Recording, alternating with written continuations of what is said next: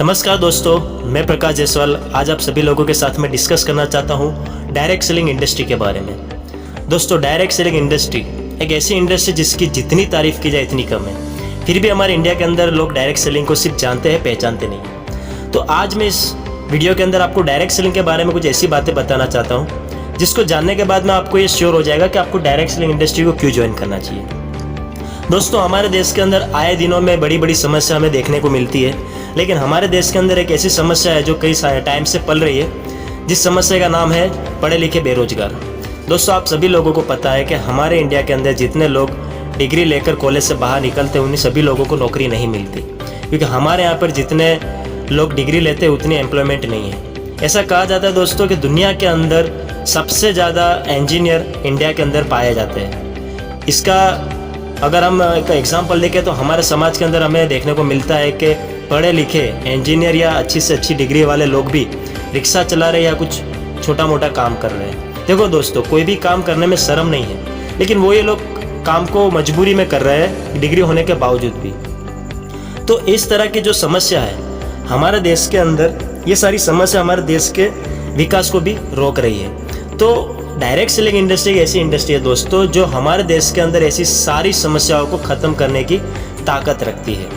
ये मैंने सिर्फ एक प्रॉब्लम की बात करी, लेकिन ऐसी कई सारी समस्या है जिसके बारे में मैं आपको बताना चाहता हूँ। कुछ ही समय पहले आर्टिफिशियल एजेंट की एक रिपोर्ट के अंदर ये बताया गया था कि हमारे देश के अंदर, पूरे विश्व के अंदर इतने अधिक मात्रा के अंदर रोबोटिक्स का इस्तेमाल किया जा रहा है इंडस्ट्री के अंदर, जहाँ पर जो वर्कर 10 वर्कर एक काम करेंगे उस 10 वर्कर के बराबर वो एक रोबोट वहाँ पे काम करेगा। और इसके सही कई सारे एग्जांपल आपको इंडस्ट्री में देखने को मिल जाएंगे।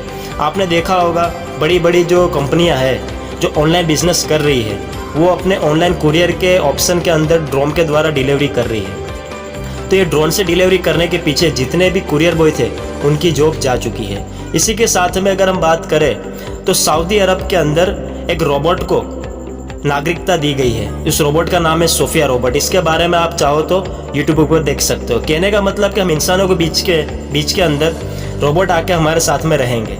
साथ ही में अगर हम बात करें दोस्तों को, पहले का एक समय था जिसमें व्यक्ति मशीन को ऑपरेट करता था, मशीन को कंट्रोल करता था, लेकिन आज का समय आप देख लो, आज मशीन इंसान को कंट्रोल कर रही है। इसका मैं आपको एक एग्जांपल देना चाहूँगा कि जो लोग जॉब करें इस बात को बड़े अच्छे से समझ पाएंगे।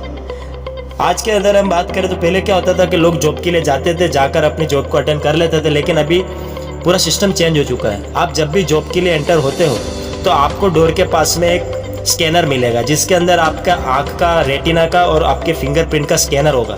मतलब कि आपने जॉब पे जाकर सबसे पहले उसको स्कैन करना है। आपने जब उसको स्कैन किया तब आपका वर्किंग आवर्स गिना जाएगा, और आप जब उस जॉब को छोड़ते हो तब आपको स्कैन करके उसको घर जाना है। कहने का मतलब कि अब मशीन भी हमको ऑपरेट कर रही है, हमको कंट्रोल कर रही है। इसी के साथ में दोस्तों ऐसी कई सारी चीज़ें हैं जिसको अगर हम ध्यान में रखें तो ये सारी चीज़ें आने वाले समय के अंदर हमारे रोजगार को, हमारी नौकरी को छीन सकती है। ये मैंने कुछ चीज़ों का आपको एग्जाम्पल दिए है, लेकिन एक सबसे बड़ी जो समस्या है उसके बारे में मैं आपको बताना चाहूँगा। तो दोस्तों, अभी ये जो कोरोना का पीरियड चल रहा है, ये कोरोना का पीरियड हमारे लिए कितनी बड़ी समस्या लेके आएगा इसका मैं अंदाज़ा आपको एक इंसिडेंट से बताऊंगा, जिससे आपको पता चल जाएगा। ऐसा कहा जाता है दोस्तों कि आज से कई समय पहले दुनिया की सबसे बड़ी मंदी आई थी, जो आई थी 1929 में। दोस्तों 1929 में ये जो मंदी आई थी इसे महामंदी भी कहा जाता है। ये ग्रेट डिप्रेशन का एक बहुत बड़ा दौर था। इस मंदी की बात करें दोस्तों तो इस मंदी से बहुत बड़े नुकसान हुए थे, और इस मंदी की शुरुआत हुई थी अमेरिका से। दोस्तों हकीकत में ये जो मंदी थी, ये मंदी 1-2 साल नहीं, पूरे 10 साल चली थी, और 10 साल इस मंदी से गुजरते हुए कई बड़े बिजनेसमैन के बिजनेस पूरे लॉस हो चुके थे। तो दोस्तों इस मंदी के अंदर हकीकत में हुआ ये था कि इसके अंदर शेयर बाजार में अमेरिका के अंदर उन्होंने अपने शेयर को जिस तरीके से प्रोग्रेस होते हुए देखा था, उस प्रोग्रेस को देखते हुए उन लोगों ने एक चीज़ को नज़रअंदाज किया। उन्होंने सिर्फ प्रोडक्शन करने में ध्यान दिया, और उन लोगों ने प्रोडक्शन करने के चक्कर में इतनी प्रोडक्शन कर दी कि उसके सप्लाई, एडवर्टाइजिंग और उसकी ज़रूरत के बारे में ध्यान नहीं रखा गया, और इतनी सारी प्रोडक्शन की गई जिसकी वजह से सारा माल उनका पड़ा का पड़ा रह गया और सारा इन्वेस्टमेंट उनका प्रोडक्शन में चला गया। ये करने की वजह से हुआ ये दोस्तों कि जब उनका जो शेयर का दौर था 1923 के अंदर, तब उनका जो स्टॉक का रेट था वो सतत बढ़ते जा रहा था, और बढ़ते बढ़ते बढ़ते वो सतत बढ़ता रहा और 1929 तक वो बढ़ता रहा। लेकिन अचानक 24 अक्टूबर 1929 के अंदर वो शेयर मार्केट एकदम फट से नीचे आ गया और उसी दिन उनको सीधा 5 अरब डॉलर का नुकसान हुआ था। और उसी के बाद में 29 अक्टूबर को 1929 के अंदर उन्हें दूसरा एक लॉस हुआ और इस बार आंकड़ा था 14 अरब डॉलर का। तो दोस्तों ये एक जो बड़ा लॉस हुआ उसकी वजह से वो आर्थिक मंदी आई थी और इस मंदी को महामंदी इसलिए कहा जाता है कि ये पूरे 10 साल चली थी और उससे उभरते उभरते अमेरिका को बहुत सारी तकलीफों के साथ में गुजरना पड़ा था।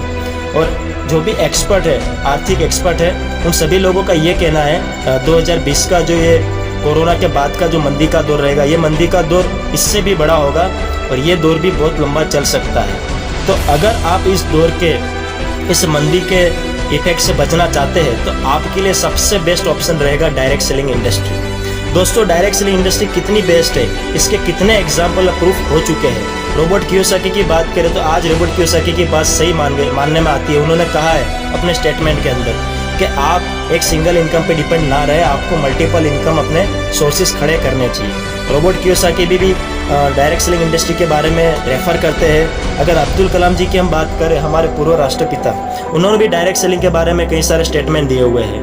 डोनाल्ड ट्रंप की अगर बात करें, यूएसए प्रेसिडेंट, तो उन्होंने भी डायरेक्ट सेलिंग के बारे में बताया हुआ है। दुनिया के सबसे अमीर इंसान बिल गेट्स ने भी ये कहा हुआ है कि डायरेक्ट सेलिंग इंडस्ट्री करनी चाहिए। रामविलास पासवान जी ने भी इसके बारे में बड़े बड़े स्टेटमेंट दिए हुए हैं। मोटिवेशनल स्पीकर की बात करें तो डॉक्टर विवेक बिंद्रा ने भी इसके बारे में स्टेटमेंट दिया हुआ है। संदीप महेश्वरी ने भी इसके बारे में स्टेटमेंट दिया हुआ है। तो इतने बड़े बड़े लोगों ने इसके बारे में सारी बातें बताई हुई है। तो इसके बाद में भी अगर हम सोच रहे हैं कि इस इंडस्ट्री को हमें ज्वाइन करना चाहिए कि नहीं करना चाहिए, तो हकीकत में हम हमारे समय को बर्बाद कर रहे हैं। दोस्तों ये जो समय है, ये समय हकीकत में बदलाव का समय है, हमें बदलने की ज़रूरत है। अगर हम समय के साथ में बदल जाएंगे तो हमें ये प्रॉब्लम के साथ में फेस नहीं करना पड़ेगा और इस तरीके से हम हमारे परिवार को इस मंदी से बचा सकते हैं। तो दोस्तों इस प्रॉब्लम से अगर हमको बाहर निकलना है तो डायरेक्ट सेलिंग इंडस्ट्री को हमको ज़रूर ज्वाइन करना चाहिए और हमें इस बदलाव को समझना चाहिए। ये वक्त बदलाव का है, बदल गए तो निखर जाएंगे, अड़े रहे तो फिसल जाएंगे, अभी नहीं तो कभी नहीं। Thank you very much.